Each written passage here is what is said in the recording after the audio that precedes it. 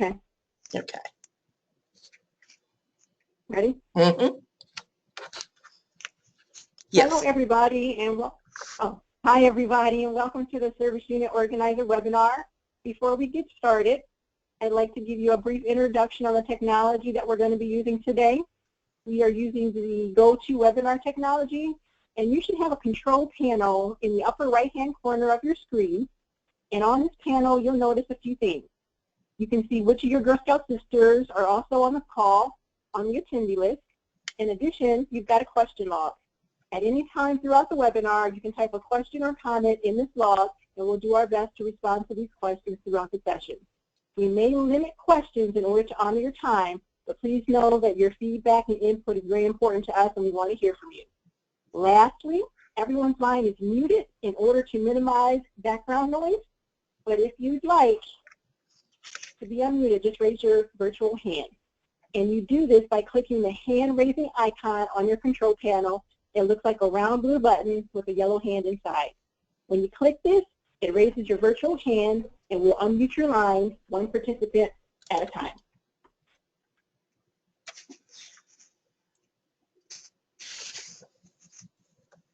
Okay. I'd like to take a moment to thank all of you for joining us tonight and introduce myself. My name is Alicia Thompson. I'm the Community Membership Manager for the Lorraine Service Center. And I'd like to take a second to have my co-facilitator introduce herself as well. Barb? Hi, good evening, everybody. This is Barb Anzalone, and if you would, maybe just type one word into the question log so we can make sure that you can hear us, okay? So maybe, you know, a word that describes your day that you had today.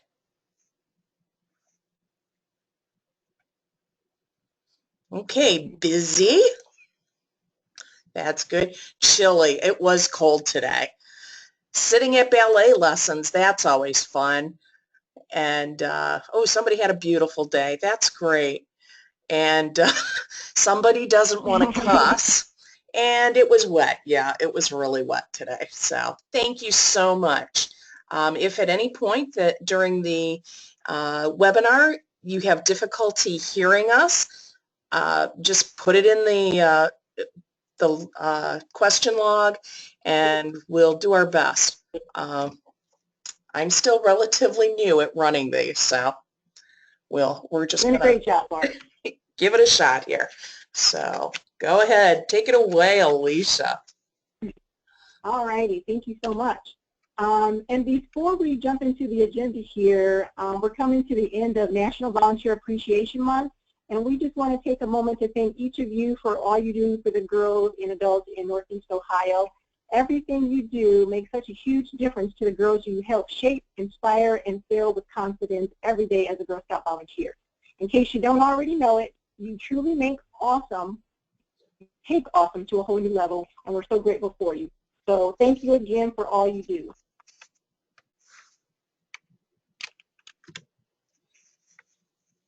Okay, as you can see here, we have a pretty full agenda here for our session tonight.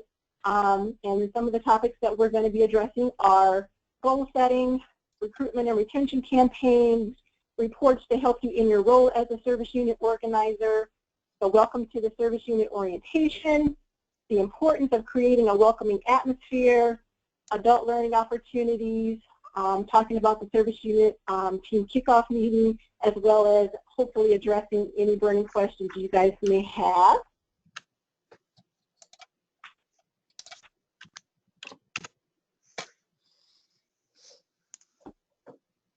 So, successes and challenges. Believe it or not, you are the expert in this role, so we want to hear from you. We won't put you on the spot right now, but a little later we will be asking you about any successes and challenges you're having in the position of service unit organizer. And maybe some of the topics this evening will jumpstart your thoughts. So I'd like you to think about the following. First of all, what have been some of your successes since you took on this role, or since the mid-year meeting, which was held in January? What are some of the challenges you've been faced with since you took on this role? And how were you able to turn things around? And if you haven't been able to turn things around, maybe some of your peers on the call will have an answer for you. We've all learned a lot this past year. We continue to clarify the service unit team roles. We've offered some resources, and we know there's still room for improvement. So what are some of the ideas that you feel would help support you to perform this position even better next year? You know, we're celebrating 1 year of the customer engagement initiative, and you know, every department has learned a lot, and we just want to hear from you. So as I said, we'll come back to this slide because we want to hear from you, and so do the other organizers on the webinar.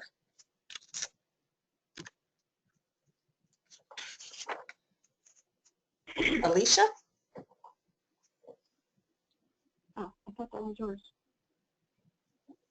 Oh, I guess. I'm sorry. Well, this one's mine. All right.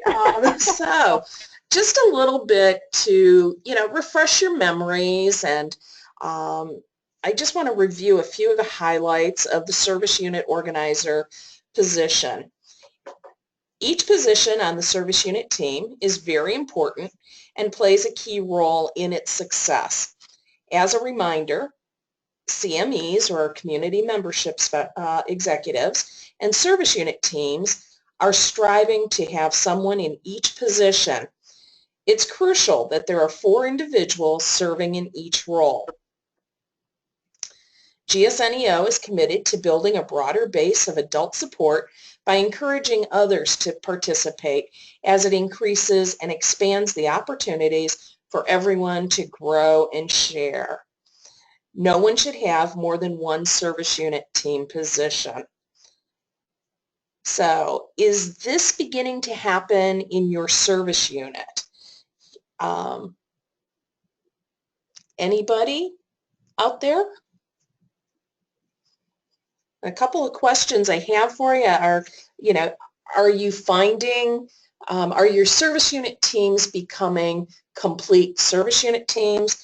And what changes to your service unit team are you witnessing since the mid-year meeting was held in late January?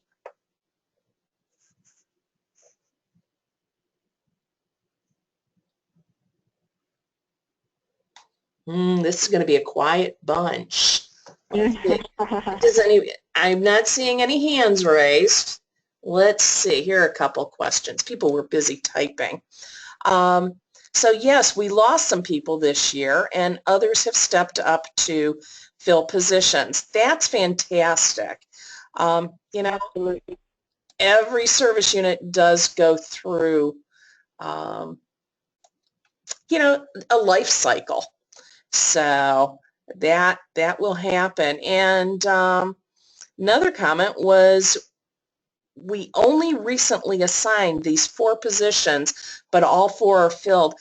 Wow, Jill, that is fantastic. Previously, the SUD did that all on her own, and that's an awful lot of work for anybody to do. Jill, would you be willing to let me unmute you, and you can share a little bit of what's been happening in your service unit? Jill, if you can, I've unmuted you. Oh, am I unmuted now? You are unmuted. Okay. I don't want to put anybody trying to figure on out the spot, so you can always say, no, I don't want to talk. What do you want me to talk about? Wow, how did your team fill all the positions? And that is awesome. Well, our service unit, I think, is a really great, cohesive group of people.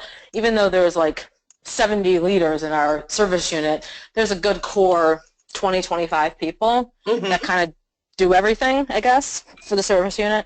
And our service unit director is awesome, so it really wasn't hard to fill the positions because everybody's wanted to help her and been willing to.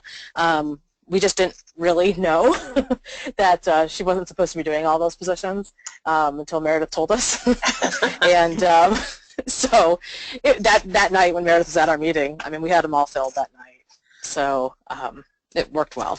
So let me ask you, Jill, did the service unit director go around and ask everybody, or was it just sort of thrown out at service unit meetings like, hey, we need some help? Or it was just talked about at a service unit meeting, and talked about the roles and what the responsibilities in each role, and then people just volunteered. That's great. That's great. Yeah. And Jill, by the way, what service unit are you with? 501. All right. In Avon. Yep, fantastic. That is great. Anybody else wanna? I'm gonna mute you now, okay, Jill? Just thank you. Raise your hand if you want to say anything else. That is really great, and to do it in a relatively short period of time, Alicia, wouldn't you say that's fantastic? Absolutely, absolutely. I think that's a fantastic story that needs to be shared with others because it is possible. People think of it as a daunting task to achieve, but it is possible. Erin Hampton has her hand raised. So, Erin, I've unmuted you if you would like to mention or say something.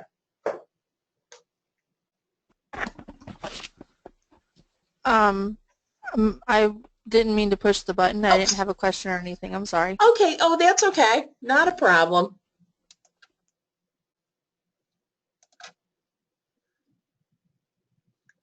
Okay. So I think one of the most important things is really that personal ask.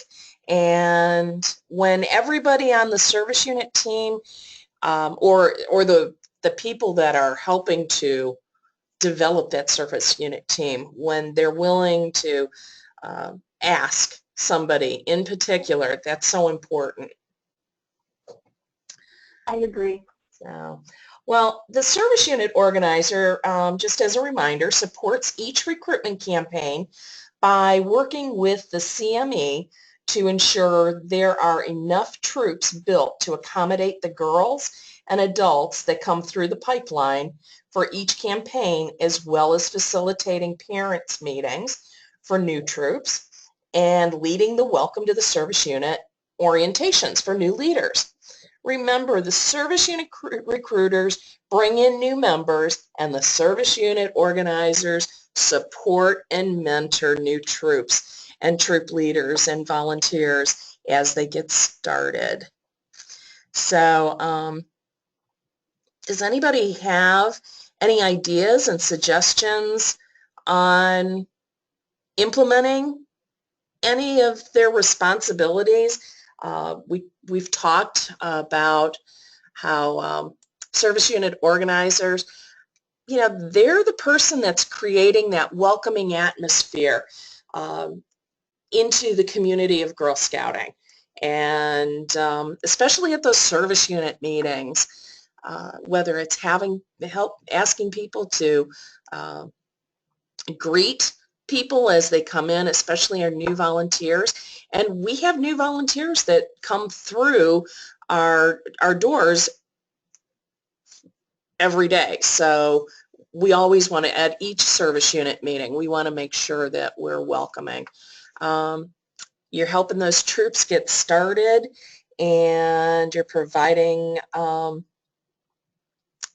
service unit orientation, and coaching and supporting the volunteers at the troop level. Are there questions or any thoughts on that?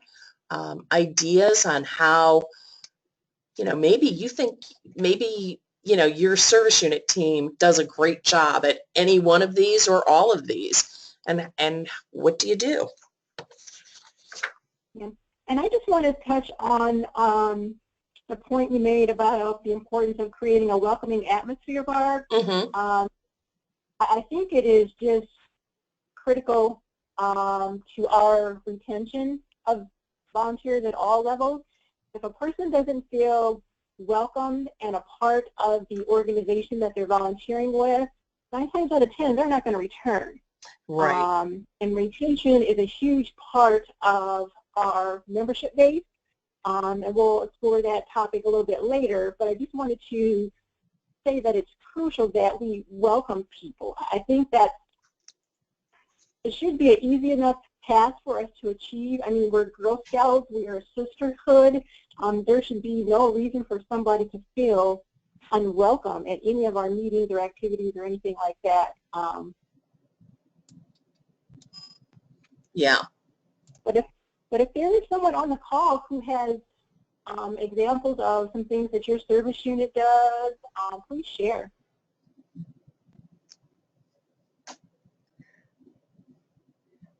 Another couple thoughts on, you know, some of the responsibilities of the service unit organizer is that, remember, you want to identify and secure those troop meeting dates, times and locations within the community for new troop formation. And this is very important as the Welcome to Daisy campaign is beginning, and we'll talk a little bit more about that later.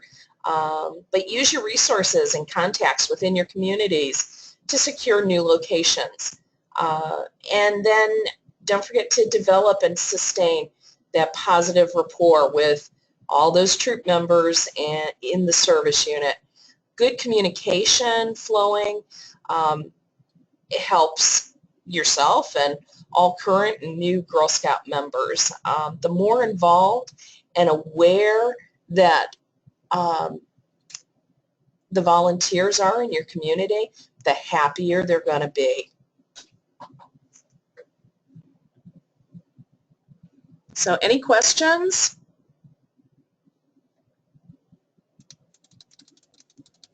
Okay, seeing none, we'll move on.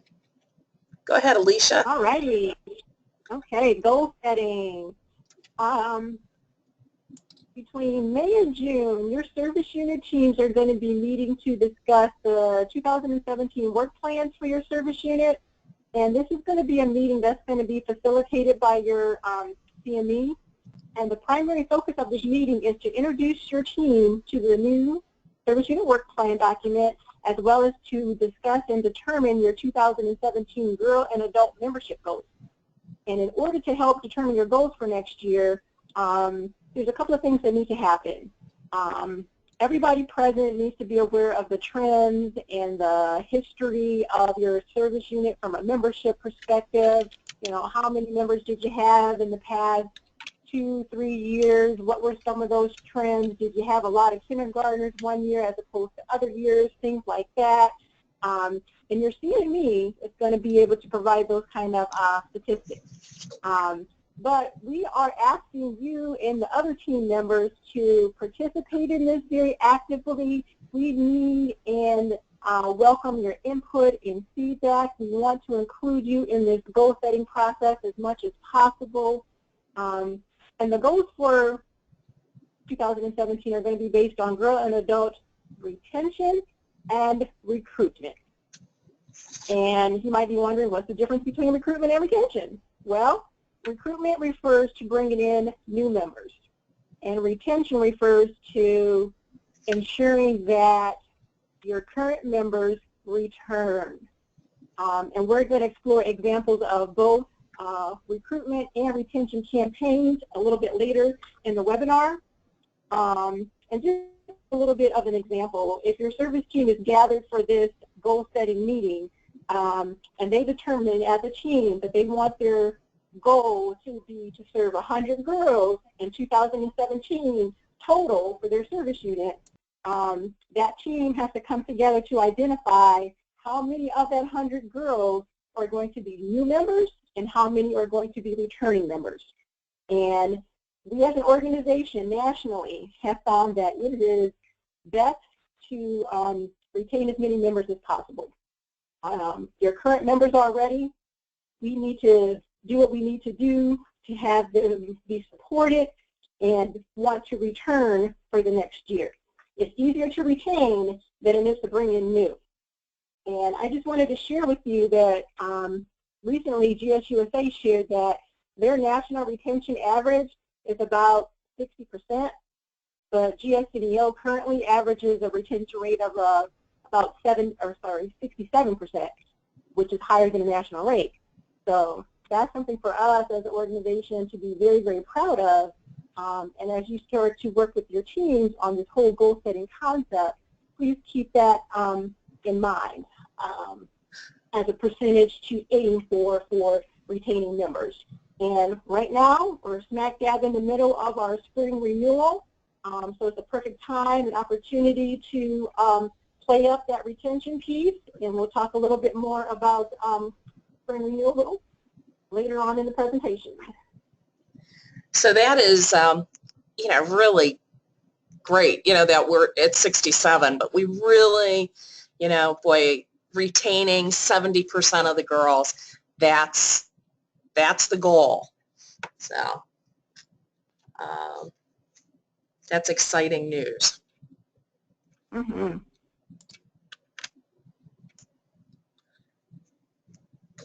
Okay, just a reminder, the Welcome to Daisy campaign is back. And just a side note, this campaign is an example of a recruitment campaign as it's bringing in new members. And this year we've made some changes regarding this campaign. This campaign is just for girls going into kindergarten in the fall of 2016. And they're going to be registering for the 2017 membership year at a cost of $15. And in the past, we have offered a 2-year program for Welcome to Daisy members at a cost of $25. We are no longer doing that. So again, this program is just for girls going into kindergarten in the fall for 1 year, which will be the 2017 year, and the cost is going to be $15 for them to join.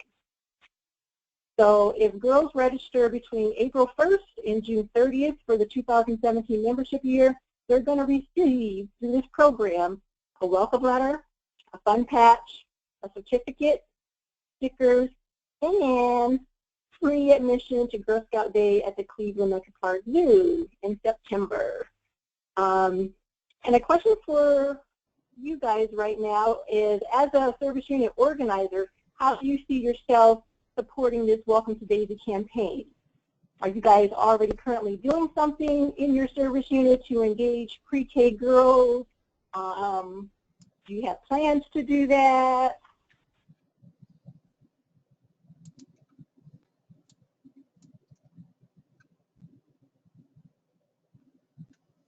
We do have a question, Alicia, from Kim DiFilippo.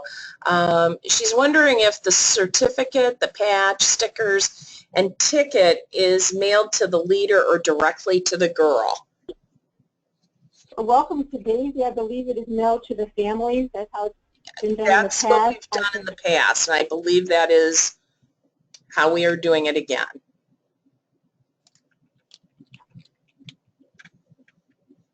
Okay.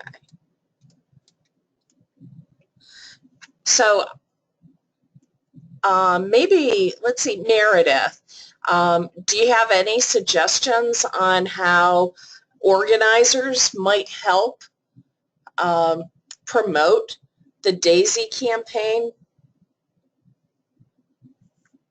Or not necessarily promote, but support. I suppose I should probably unmute her. Oh, wait, I don't think she's on a call. Let's see.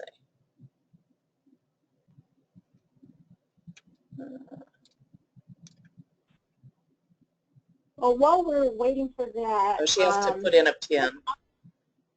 Oh, okay. I just sent an audio pin to her, I think. Okay. So, okay. So, how about,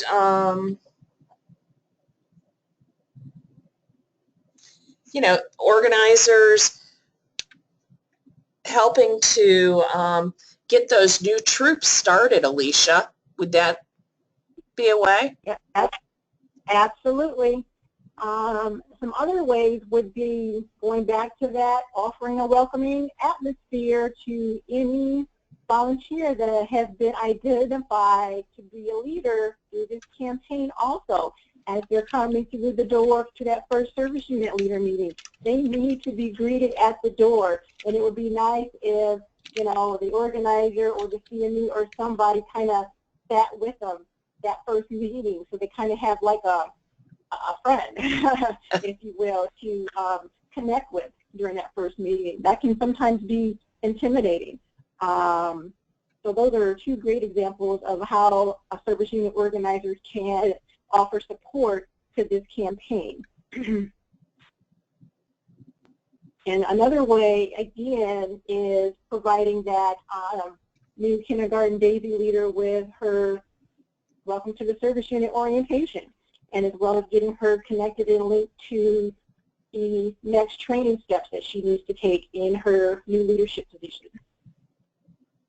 Okay. Erin just mentioned that although she's not the organizer, she's the recruiter, but she's saying that they've ordered their supplies and are waiting for the flyers. And let's see, my screen is very tiny here. So they're planning to, you know, join some of the local parades in the area and that are in need of Scout experience. And they plan to promote the Daisy campaign with a fun Daisy-filled float, candy toss, and flyer, an information handout. And they'll have a booth set up during the parade to talk to people. I think that's a great idea. What an event. Absolutely. It sounds like fun, because if you saw all of that coming down the street in a parade, you know, who wouldn't want to join? Yeah, and what a great first experience for them too. Exactly. Exactly. Meredith, I have unmuted you, so if you can you speak? Can you hear me? Yeah, we can. Can you hear me? Okay, sorry about that. That's all right. So you were looking for suggestions in terms of things that that organizers can be doing, or that we could be doing with Welcome to Daisy this spring. Is that it? Mm-hmm. Okay. One of the things that I heard the parade. I think that's always a great opportunity. Another opportunity that one of my other service units is working on is that they have requested materials for is a summer kickoff party with the PTA membership drive. So they've requested their materials, and they're partnering with their PTA at the beginning of summer. I believe it's sometime in May. I don't have the date. I'm sorry, beginning of June. And they're going to be having a big party with their PTA and kind of have all these tables set up there for people to register for all their different activities for the fall, Girl Scouts being one of them. That's just one event. The parades are always a great idea. Obviously, going to the preschools, the libraries, any place where there are kids that attracts families, rec centers, any place like that. If there's any opportunities to partner with some of those organizations just to get our name out there, our flyers, and opportunities like that. Mm-hmm. Thank you. I'll keep you unmuted just in case you want to say anything, because I don't know how that pin works. So.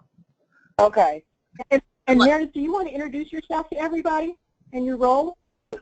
Sure. My name is Meredith. I am the Community Membership Executive for several communities in Lorain County, Avon Lake, Sheffield Lake, French Creek, the French Creek area, Lorain, North Bridgeville, Twin Creeks area. So I kind of work with those troops in those communities. Okay. Thank you, Meredith. You're welcome. Alrighty. So again, the Welcome to Daisy campaign is an example of a recruitment campaign. And now we're going to talk about our spring renewal campaign. And of course, this campaign is in full effect. And as the name indicates, again, it's an example of how we work to retain our current members and ask them to renew for the next year. And our campaign for spring renewal is running from April 1st through June 30th. And you might be asking, who needs to renew? And the answer to that would be everybody. Everybody. Every girl, every adult. And lifetime members don't need to renew their membership, but they need to renew their volunteer roles and update their profile. Again, they don't need to pay the $15 or anything, but they need to go into the system and renew, refresh, and prepare for the upcoming year. It is very important for them to, every year, choose their volunteer role for that specific year, because sometimes with lifetime members, their volunteer roles do change and do fluctuate. And during this time, new members are also welcome to join, and new members can choose to join for our current year, or they can choose to join for 2017. Yeah, that lifetime members, that's important because, you know, for years, lifetime members, they haven't had to go in and, you know, do that renewing. And the joke is, you know, I paid the lifetime membership, so I didn't have to go in and do that. But we really need to know what roles they're serving in. And that does change year to year for many of our volunteers. And so for every girl who purchased a membership for 2017 within the time frame of April 1st through June 30th, they're going to receive a ticket to Girl Scout Day at the Zoo on September 17th of this year, as well as an I Can't Wait to patch. And this applies to any new or returning girl who registers within this time frame for 2017.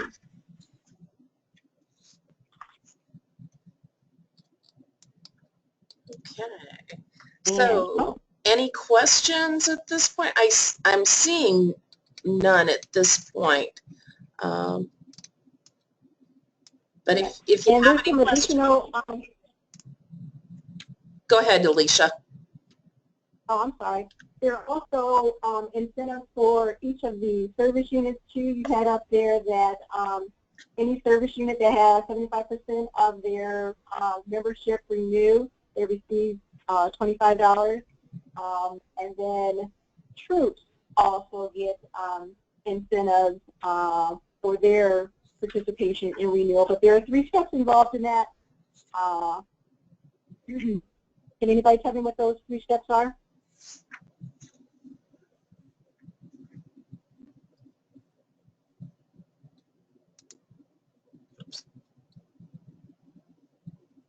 No takers?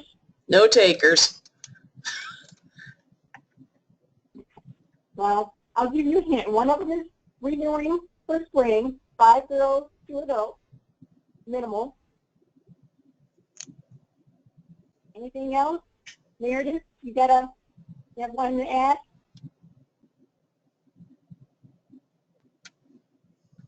I'm sorry, it was breaking up. Can you repeat that? Can you tell us one of the remaining 2 steps for troops incentives for spring renewal and the extra cookie money and all that good stuff? Finance report? Absolutely. And, and the last one, Yay! yeah, the last one will be participating in the fall product sale, and the participation level will be indicated and shared in the fall of 2016.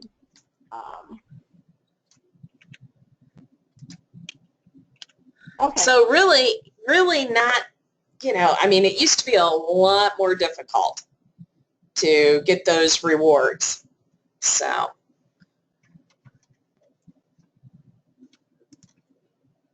All right. All righty. Next. We're going to ask that you guys please continue using the I Can't Wait to recruitment materials. We have recently added 2 flyers to help with the Fill the Troop campaign. The blue flyer that you see there on the screen is used to invite girls to join a specific troop. The red one is used to invite potential members to a breakout event where they can see the fun for themselves. And also, this campaign is the responsibility of the CME and the recruiter. The organizer can help support this initiative by monitoring the troop vacancies in your service unit. We are asking that there always be at least 3 openings in the catalog for each grade level at each service unit. And that is to ensure that there is a place for girls to go to as they're coming through the pipeline. There is nothing more frustrating for families as they're all excited about joining a troop and going to the catalog, and there's nothing listed for their daughter in their daughter's grade. So we're working with our staff very, very closely to monitor and make sure that those vacancies are available and posted. And the 2 flyers that you see are print as needed. They are available as a PDF on the Service Unit Recruiter resource page. And again, troops simply have to write their contact information on the blue one that is specific to the meeting, and the red one is again specific to like a service unit event that you might want to invite them to, and that information would have to be written in as well.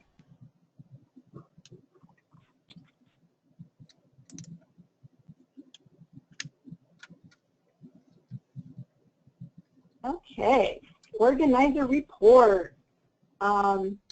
As a service unit organizer, you're going to receive a couple of monthly reports while you're in this role. Those 2 reports are the troop detail report, and this is a very detailed report that gives you an accounting of everything from the number of girls, number of adults, number of girl vacancies, desired number of girls, troop meeting info like the date, time, and place, and meeting frequency. It lives up to its name. It's a very detailed report. And the other one that you're going to get on a monthly basis is the service unit roster. And this roster is a report of all troop members registered to your service unit. It includes girl and adult contact information, email address, mailing address, phone information, and you're going to get these monthly. And there are additional reports that you can request through your CME that will also be very helpful to you in your role. And some examples of those would be new direct primary report. And this report identifies new direct primaries, and direct primaries are required. 2 direct primaries are required to be in place before every troop starts and gets up and runs.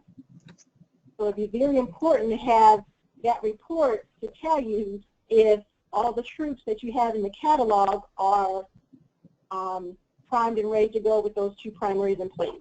And again, that is something that you can request from your CME.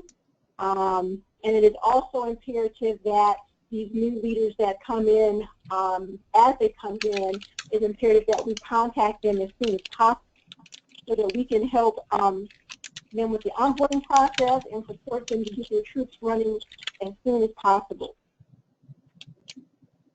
And another report that's kind of related to that is the troop without direct primaries report. And again, before any troop can start meeting, it has to have 2 direct primary volunteers registered to it. And this report would be very helpful to easily identify those troops that do not. And you will be able to work with your SUD and CME to connect with them either via, actually work with your SUD and CME to connect with all families registered to those troops that don't have two primaries identified, to let them know the situation. We have one primary, we're looking for another one. Are you interested in volunteering and stepping up, so that we can get that second person secured so that the troop can get going and started. And if you don't have any primaries in place, it's the same thing. We have to make contact with those family members and tell them the situation and story, and again, request them to indicate their interest in obtaining one of those direct primary positions so that you can get them up and running. And I do want to share with you guys a report that we do have, and it tells you how many service units, core positions we have that are coded in our system. And I will share with you that 114 service units have at least one SUD recorded in the system. 70 service units have at least one organizer within their service unit. 97 service units have at least one registrar, and 60 service units have at least one recruiter. It is imperative that every single person who is in any of these roles is coded appropriately to their respective volunteer job campaign. So please work with your CMEs to make sure everybody in your team is coded appropriately. Okay, Alicia, we do have a question about the reports, and when will they be sent to the organizers? If that organizer is currently coded to that position, I believe Mandy sends those out at the beginning of every month. I don't believe it's done on a specific day every month. I just know that she tries to do it like the first week or so of each month. But I believe the reports, Kim is also saying that she's never received the report. The reports are actually sent to the service unit director. So the troop details report is sent to the service unit director. And I believe you can have Mandy send those to organizers as well. Okay. We have done that in the past. Yeah. All right. So you may want to just send an email to Amanda Kohler, or, you know, it may just be easiest if you speak to your service unit director and ask them to share that report with you. Because then you can go in and it's exported in an Excel spreadsheet, and then you can go in and you can, you know, manipulate it to what you need. So looking at the number of girls and number of adults and the vacancies. So your service unit director and your CME, these reports should be shared with you. So you just may need to, you know, ask about it, because, you know, these reports are new to the SUDs too. So it's not, you know, they're not keeping anything from you. We're just all sort of learning, oh, who will benefit from these? So let's see. Yeah. Oh, sorry if the slide seems to make it sound like you're going to get these. It's just we're already sending them to like, what, 121 people or something. So it just gets to be sort of an email jam, a log jam. So yeah, talk to your service unit director and see if they can share that, because then you'll get that specific, you know, what is specific to your service unit. Yeah, and if you don't currently have a SUD, please talk to your CME. Right.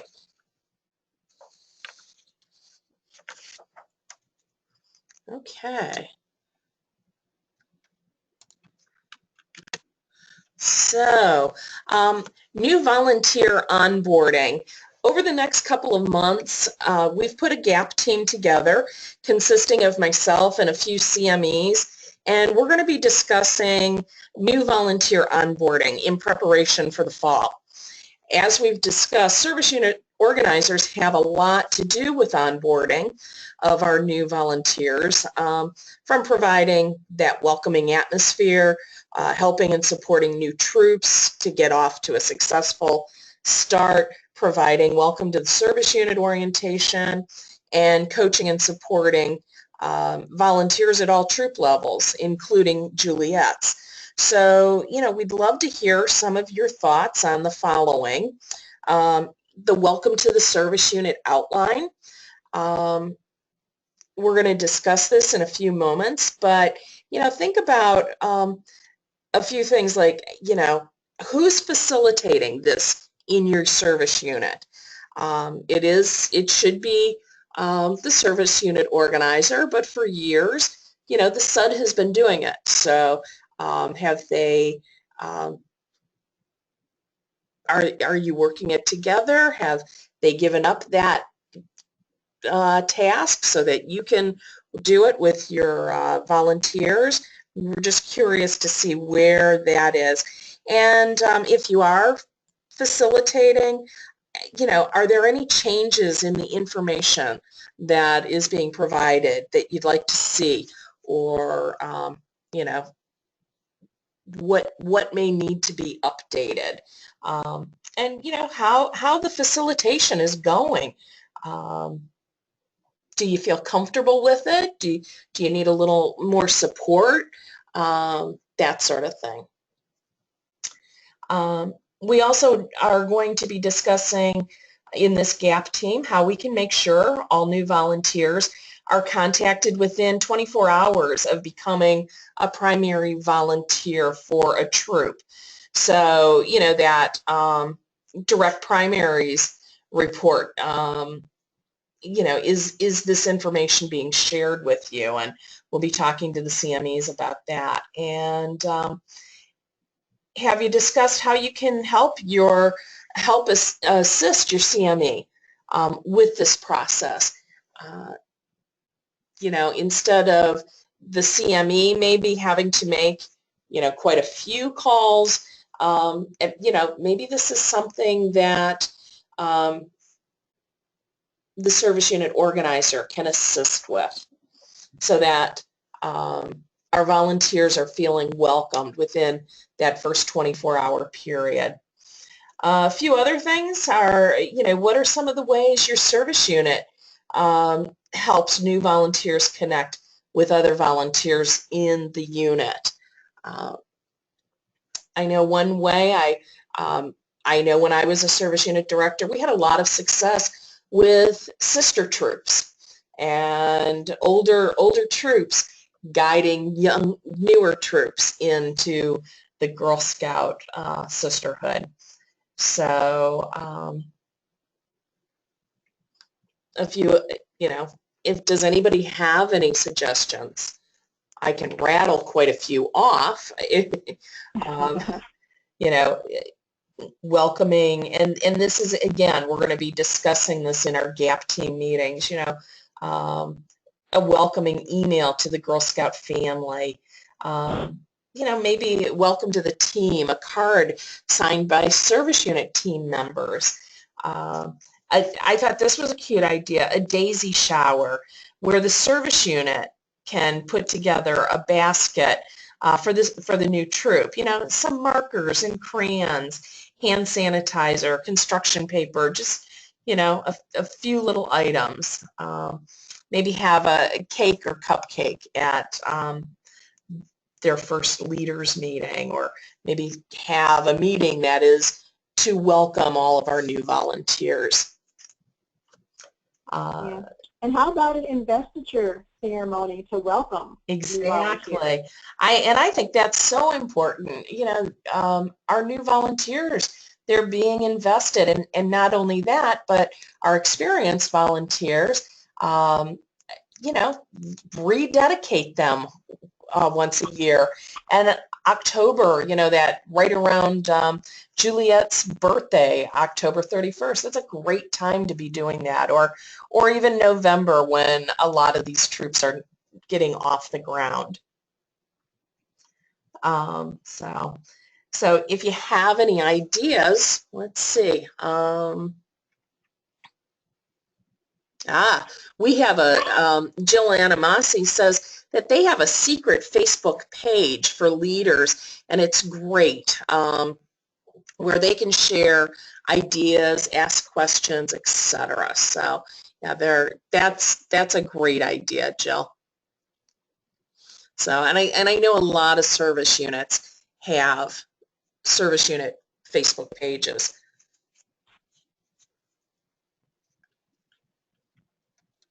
So, just if you have any ideas, or if you'd even like to participate in this GAP team, email me, and would love to have you join the group. We probably will be having our conference calls, during the day, but we'd love to hear your input, okay? So, welcome to the Service Unit Orientation Outline. I did ask you a few minutes ago, who's facilitating this in your service unit? As the organizer, are you doing it, or is the SUD doing it? And maybe you can just fill in the question log, who's doing it in your service unit. Maybe the CME is still doing it.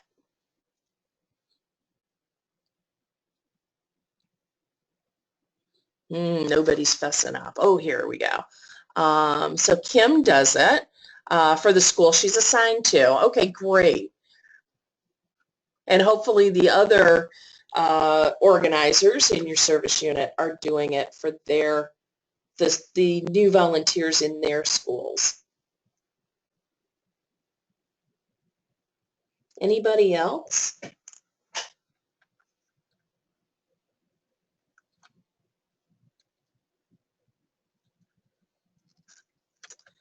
Meredith mentioned that for her it's a combination of CME, SUD, and organizers. Most organizers are just learning about it. You're right, Meredith.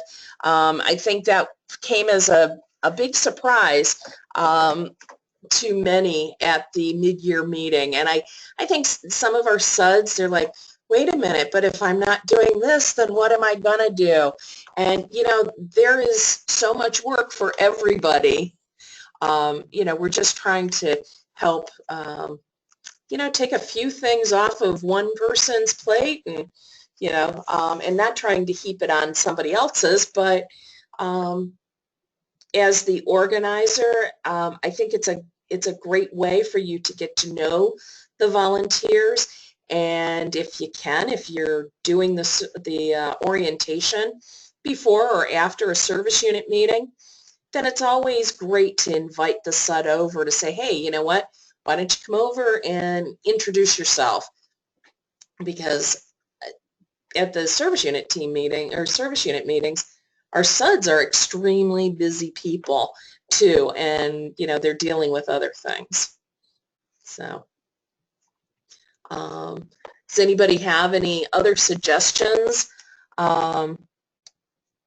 about the service unit orientation, and who's doing it or how it's going? You can raise your hand and I can mute you, or I can unmute you. Meredith, you are unmuted.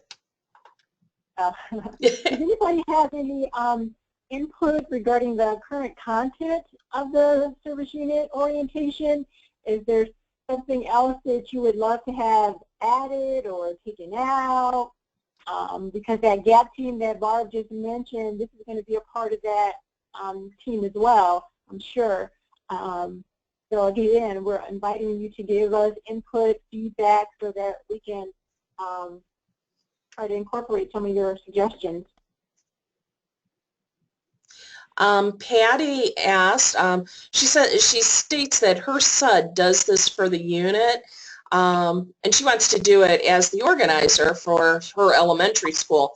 But doesn't quite feel comfortable yet. So Patty, you can always email me and I can send you the information, or you can contact your CME and they can give you the information. Because you're And I just like to add to that, I think I'm happy, first of all, that you shared that, because I think that is a great point. I think there are a lot of organizers out there that might feel the same way. And I know in some areas, organizers have either shadowed a SUD or a CME on a couple of orientations before they, kind of branched out and done it on their own. So that might be a way to kind of see it done a couple of times before you take it all on yourself.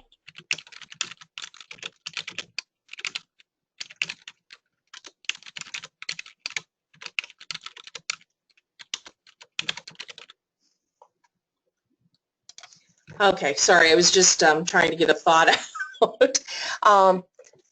Yeah, so if you have service unit orientation thoughts, ideas, what should we add to it? What should we take out of it? We want to keep it relatively short and sweet, because we don't want to scare off our brand new volunteers. And so, and sometimes as experienced volunteers, we just want to tell everybody everything and give them so much information. So we want to be careful of that. There's a happy medium we do want to keep. So if you have any thoughts, please send them to me. And I will be happy to take them to the GAP team to discuss. So just, I've placed my email address. It's banzalone@gsneo.org. And let's see, we've always had one person that does this. Jill Animasi is saying, not sure she will continue, or if Jill's going to take it over, but she does a great job with a welcome to the Girl Scouts. That's great. And if you've had somebody who's done it for years, that's okay too. But as the organizer, I would, if you're not doing it yet, just approach the SUD and say, can I sit in and watch you do it? Because I'd really like to help you with this. So, who is going to, not accept somebody helping you to do, one of the many tasks? So, all right. So let's, seeing no other questions, I think we got, okay.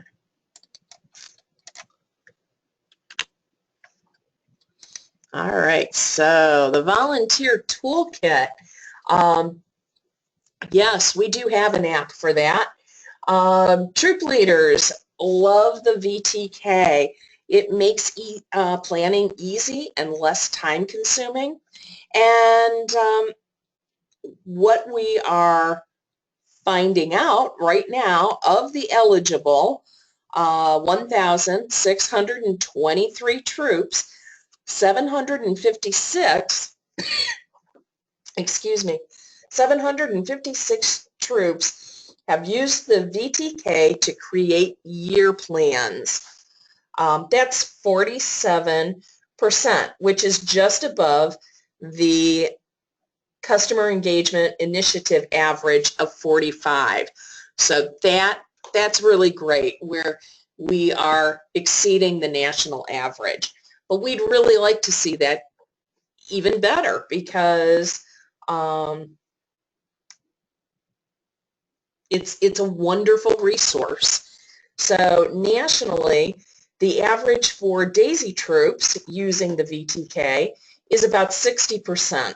Again, GSNEO is a pace setter, coming in at 68%. So our brand new volunteers and our DAISY leaders, they are finding that this tool really helps, and it's got a lot of information in it, and it's a great way to plan the year. 78% of those who use the VTK said the information and resources provided in it were what they needed to successfully kick off the first set of troop meetings. This is really important to our council's success. You know, after all, we know that happy leaders stay with us, and our goal is to get to 90 to 95% of our new troops to use the VTK. So how can you help as the organizers? Check out the VTK. How many have used it? Are you currently using it? You know, maybe just put in the website or in the question log if you've used it. So check it out, and and watch the videos on our website if you haven't. So Patty's used it. Jill has looked at it but hasn't used it. We have a lot of people that go in and look at it but don't start to use it. And you know, there are varying reasons, but it really is self-explanatory, and there are some GSNEO YouTube videos, so you can go out, look on to the YouTube videos and learn how to use it. We did run some VTK webinars, and you know, I think that webinar is still out there too. So if you have any questions, you can check with your CME, or customer care can assist. And those who work in or cover the retail shop are ready to help promote the VTK. So as you know, if you're purchasing any journeys or badge work or inserts, I would encourage volunteers to purchase, if you're purchasing the journey books, purchase the ones that are currently available on the VTK. GSUSA has included It's Your Story, Tell It, and It's Your Planet, Love It for Daisy, Brownie, and junior troops. It's Your World, Change It is not included yet. I don't have a date as to when it will, but you know, they will be rolling it out, and GSUSA is constantly making changes. So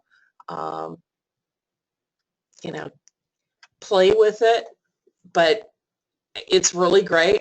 You can manage your troop finances, and this year troop finance report will be reported as in the past through the website.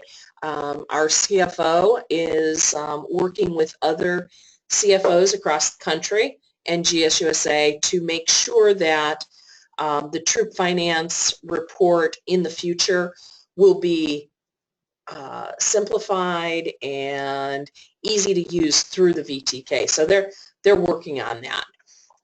But you know, troop leaders can access the girl and the family roster and track your track the girl's achievements. So it is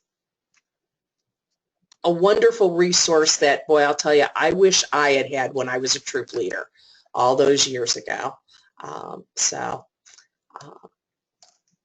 That's some good news there. Any questions about the VTK?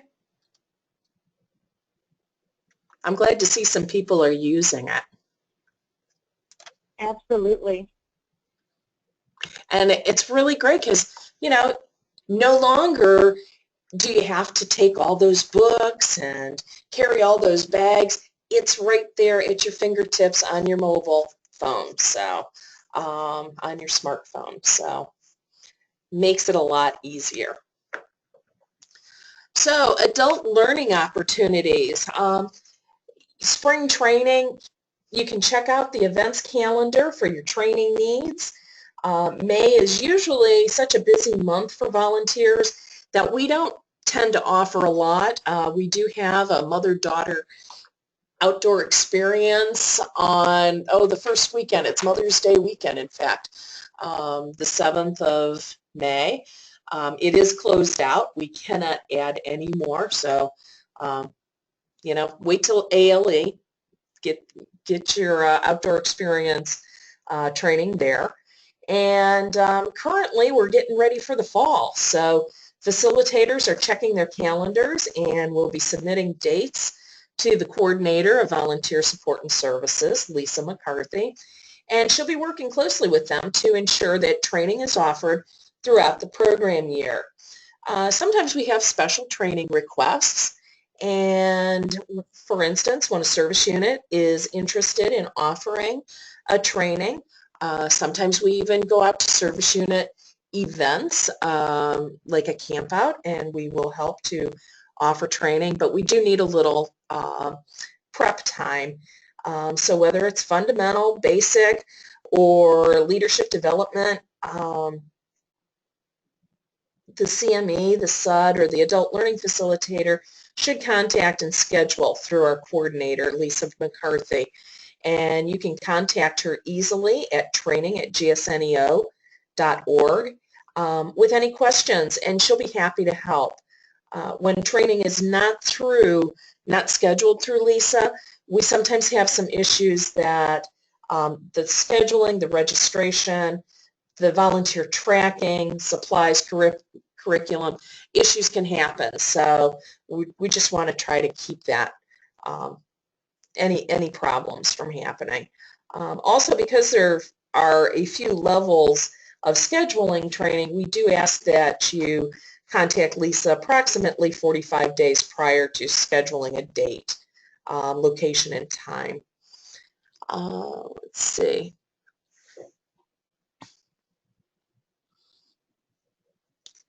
And so that brings us to some online learning, and I'm really excited to let you know that the department and a group of volunteers are working towards online learning opportunities for 2016-2017.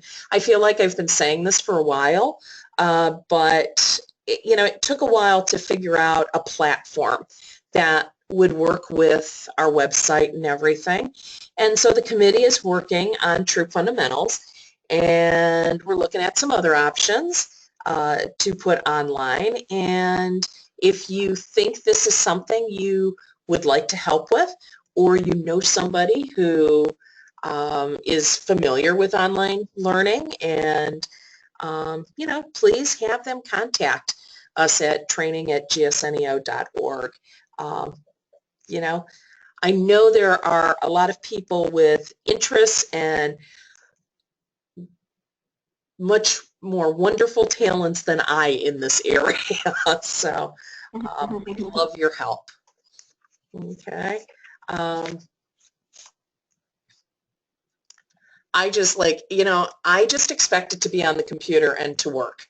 How it gets there, I'm amazed by people that can get it there. I can do a PowerPoint, but anything else, I'm just sort of like, okay. I'm with you, Barb. Yeah. So knock on wood, so far, we're not having difficulties this evening. So a little more on adult learning, our WOW Wednesday chats.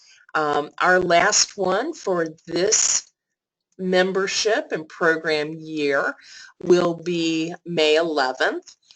It will be at noon and 6 p.m.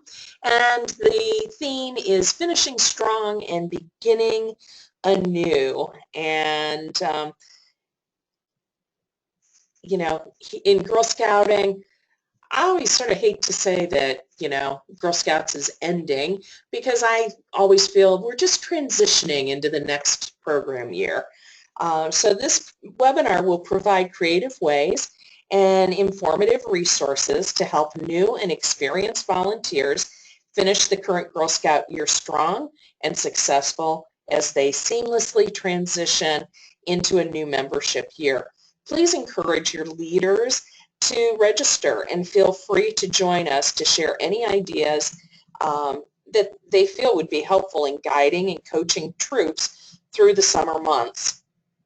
If they're unable to attend the webinar, go ahead and register anyways, because that way they're guaranteed to receive a link and they can listen to the recording afterwards. Wow Wednesday Chats really sort of began as a way to reach out to brand new volunteers, but we even have some of our experienced volunteers attending these, and it's really nice because they can get on and they can talk and they can share their experiences, and I think that's one of the best things about learning is the sharing of experiences. So Kim, I'm so glad. Thank you. Kim says that she loves Wow Wednesdays when she can catch them. So thank you for that.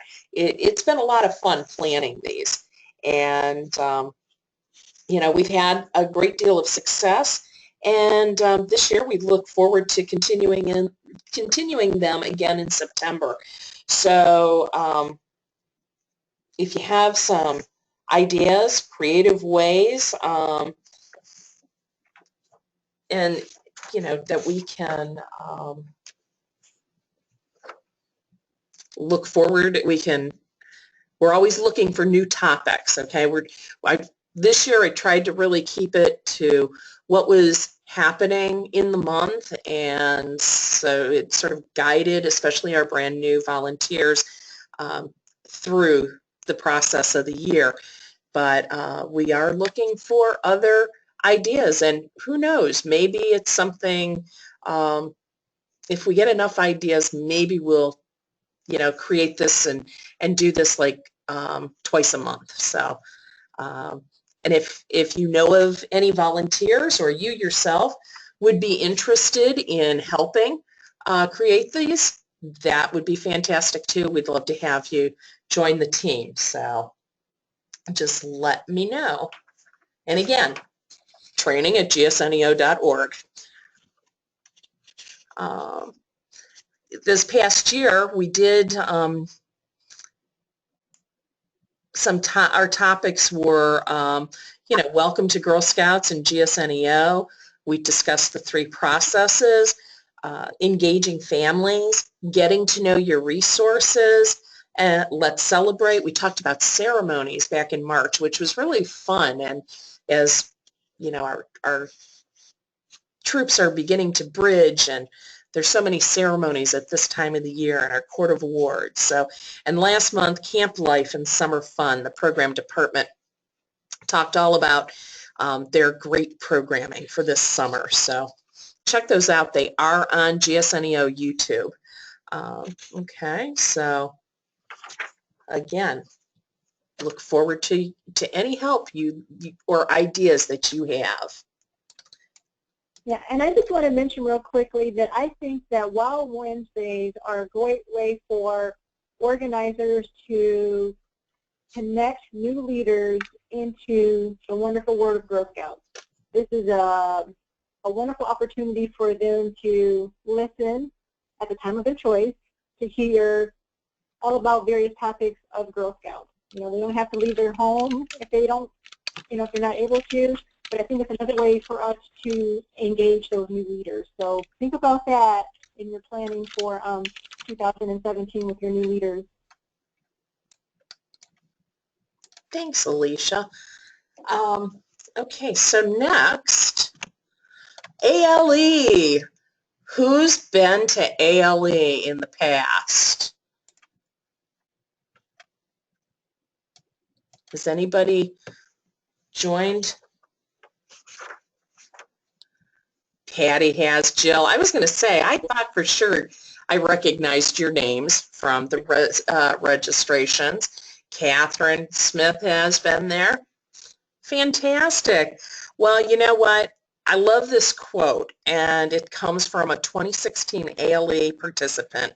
Thanks to ALE, I have more knowledge, enthusiasm, clarity, and contacts to help me deliver quality programs and support to my service unit. I'm better prepared to mentor new leaders, strengthen the girl experience for my troop, develop my own leadership skills, and be a more effective leader. Boy, I'll tell you, I can't say it better because as a previous volunteer, I gained so much from ALE, and just the knowledge from our volunteers, and I still learn daily from the volunteers. So I'd like to invite everybody, and I really would like to invite you to share the information, and as you have new volunteers coming in through spring renewal, welcome to Daisy. This is a great time for them to get to know leaders and make friends and become a part of the Girl Scout sisterhood. So share the Girl Scout journey once again at ALE, August 11th through the 13th. There will be a special service unit team kickoff Wednesday evening, August 10th. And we'll talk a little bit about that closer to the end, but put it on your calendars. You're going to want to be there. And online registration opened for ALE on the 15th of April, and childcare is filling. I think it's almost full. Housing is filling if you're interested in coming and spending the night. And some of the classes are filling, but this is it. That's great news. And it'll be held at Ledgewood, and Patty, it's going to be at Ledgewood this year, right here in Peninsula. So, you know, if you live at any of the far reaches of our footprint, plan to come and spend the night. It's, you know, you can even stay Wednesday night after the service unit team kickoff if you want to start classes Thursday morning. The book is online, and I'm sorry, that's a really cruddy picture of the book on the slide. It's very blurry, but plan to join us, and we look forward to you being there.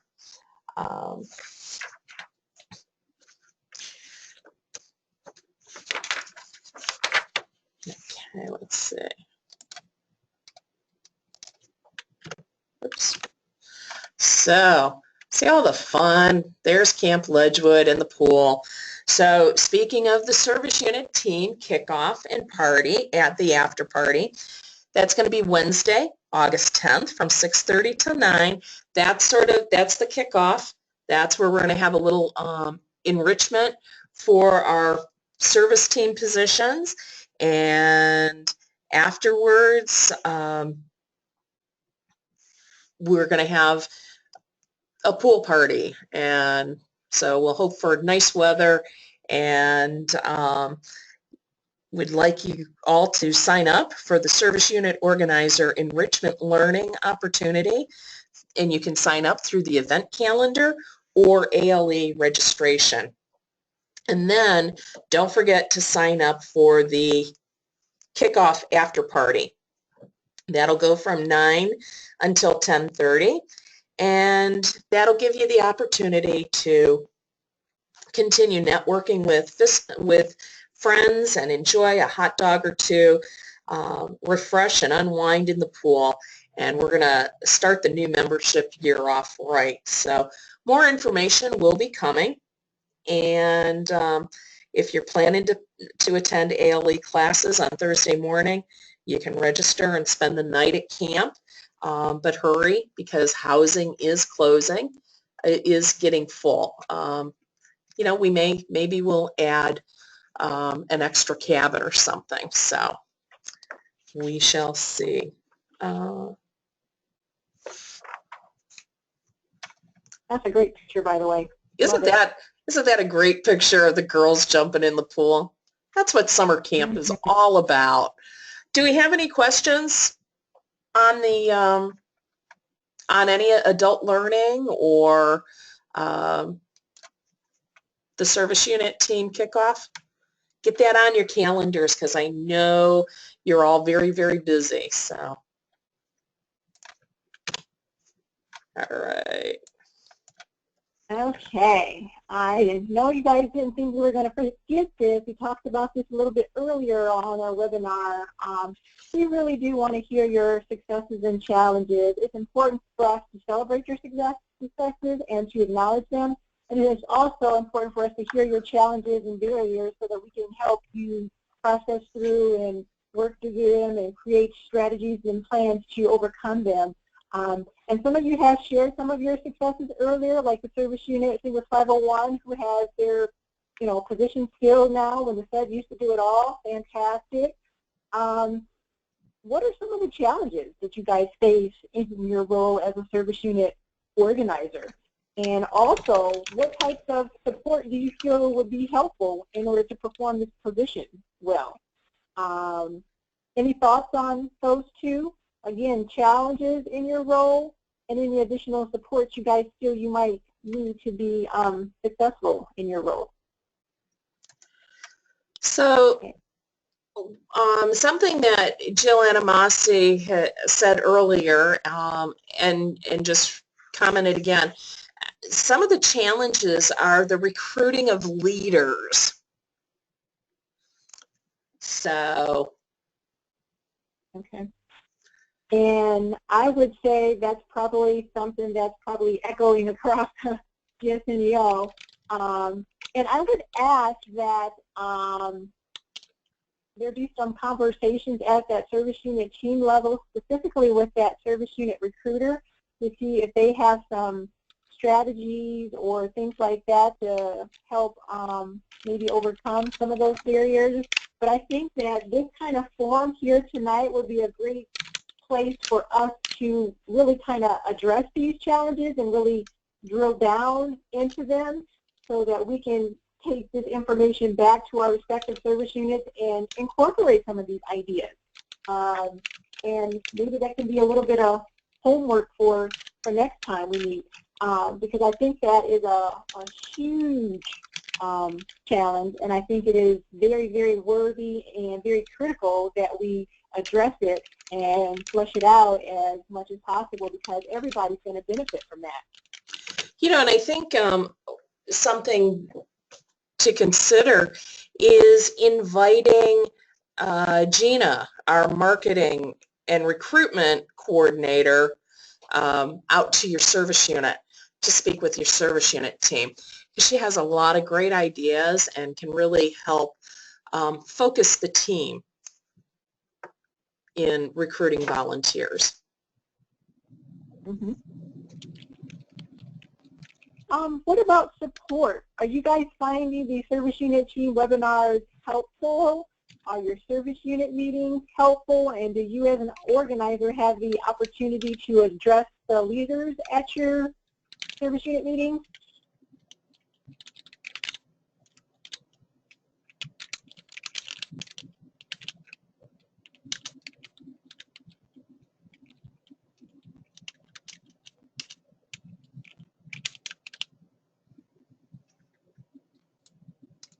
No response. This is a quiet group. Yeah, that's okay, ladies. And we are quickly approaching the 8 o'clock hour too, and we do want to stay true to our time commitment for you for that. Patty has a question. She says she needs to find time to solicit meeting locations. They need evening locations. One takeaway from tonight's meeting is that she'll be contacting local home days committee to have a Girl Scout table available at home days. And I think that is a great idea, and that will really help, in this summer. Mm-hmm. I agree.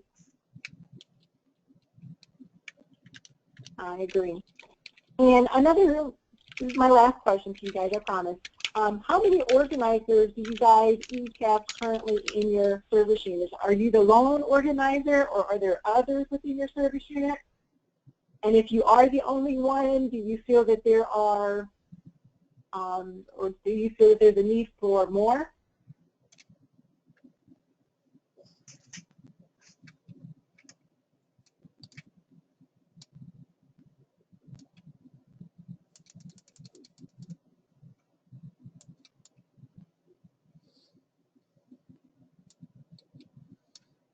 No, I'm not getting any responses. So. Okay. Well, I'm thinking that is a Oh, sign here we go. that Jill says that it's just me. This 4 service unit leaders work well together, so no need for more than the 4 of them. That's great. And you know, Jill, I'm not. You know, it also could be the size of your community. That's going to have something to do with it. Maybe the size of the school district. You know, some of our service units are good size, and they find that they need organizers in each of the elementaries, or maybe they need them at each age level. So, you know, Patty mentioned she has an organizer per elementary school, and that seems to work. And Meredith mentions that most of her units have only one organizer. You know, and maybe that's just a great way to start it off and see how it goes, and then, you know, see if you need to add volunteers at a later time. So Kim DiFilippo, you know, their district, their unit, service unit spans 2 school districts that are both large. So yes, they need at least 2 people acting in the organizer position. Yeah.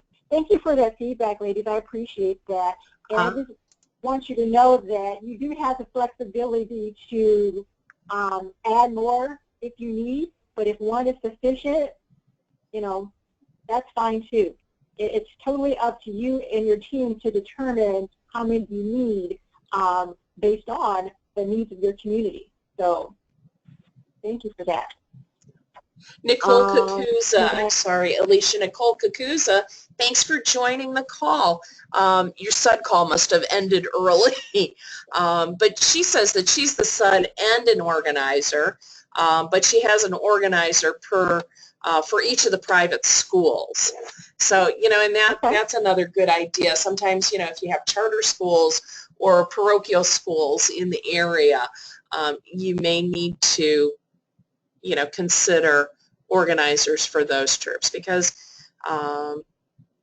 you know, there could be anywhere from, you know, 3 to 6 grades in each school, in each elementary age school. So, you know, sharing the fun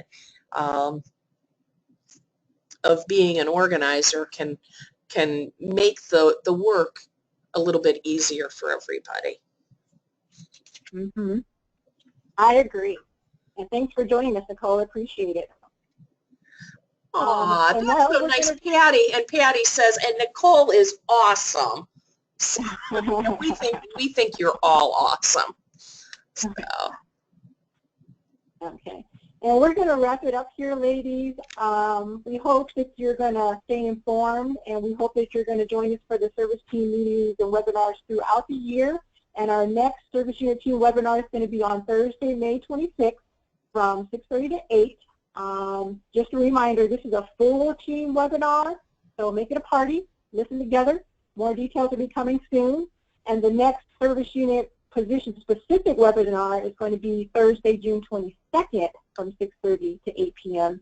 And we're going to focus on how the service unit team can support new volunteers and seasoned volunteers as they get ready for another year in Girl Scouts. And don't forget, all calls are recorded and will be uploaded to the service team page on our website. I just want to make a comment, Alicia. The service unit organizer webinar, June 22nd, that's actually a Wednesday. we're going to have to switch that up. It has to do with the number of licenses that we have to run the webinars. So if this changes, we'll let y'all know. But looks like it's going to be June 22nd, which is a Wednesday. Okay. Thank you for that. Any questions about tonight, ladies? Any burning questions? Any lingering questions? Questions about next steps? I see no Our next steps are to. I'm sorry? I see no questions and I see no hands raised. Okay. Are you there, Alicia? Yeah, I'm here. Oh, okay. So I just wanted you to know there are no questions. Okay. I think this is you, Barb. Okay, so, just go ahead and register for ALE and for the Service Unit Team Kickoff and the May Service Unit Team webinar, and we'll talk to you soon. Thank you, ladies, for everything. Thanks for your time, and thanks for everything you do. Have a great evening and enjoy the rest of your evening. Good night. Good night.